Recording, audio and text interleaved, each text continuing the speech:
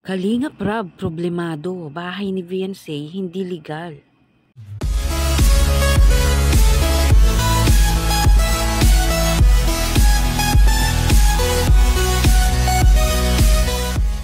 Kalingap Rab, sumakit ang ulo dahil grabe ang gastusin sa bahay ni Viansay.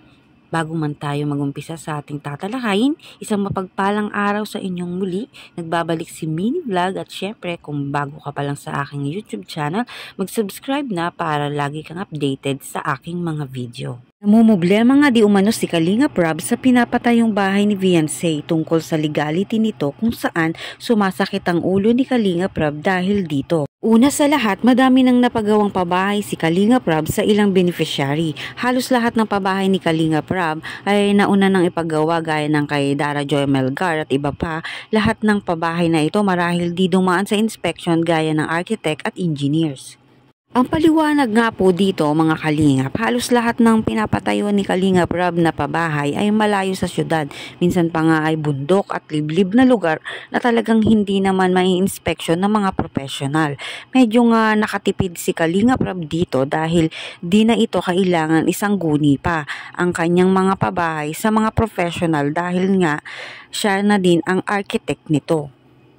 Pero dito nga sa pabahay ni Viansay ay malamang nagagastos po ito talaga si Kalingap Rab ng malaki dahil siguradong kakailanganin nito ni Kalingap Rab ng mga professional sa pabahay nila kay Viansay kagaya ng architect. Kakailanganin ni Kalingap Rab una ang lokasyon ng pabahay kay Viansay ay di sa bundok dahil commercial area po yung nakuhang lote. Kaya nga mag-undergo sila sa tamang proseso gaya ng mga legalities sa pagpapagawa ng bahay nila Viansay. Marahil magkakaroon na ito ng sarili niyang arkitekto, pagpapagawa ng floor plan ng bahay. Maging ang engineer ay magkakaroon na din sa gagawing bahay ni Viansay. Pag nagkataon na di sila sumunod sa tamang proseso ng permit building, bago gumawa ay siguradong magiging malaking problema nila ito. Kaya isasangguni muna ito sa munisipyo upang iwasan ang delay sa pagpapagawa nito upang maging maayos ang pabahay nila kay Viansay.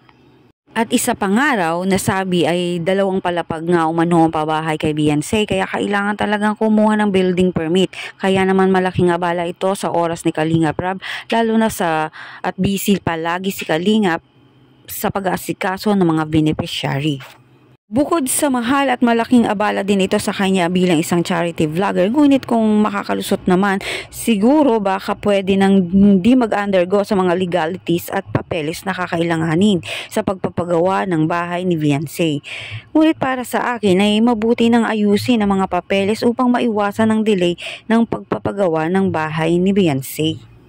Kaya mas mainam na mag-undergo sila sa tamang proseso gaya ng mga legality sa pagpapagawa ng bahay ni Viansay.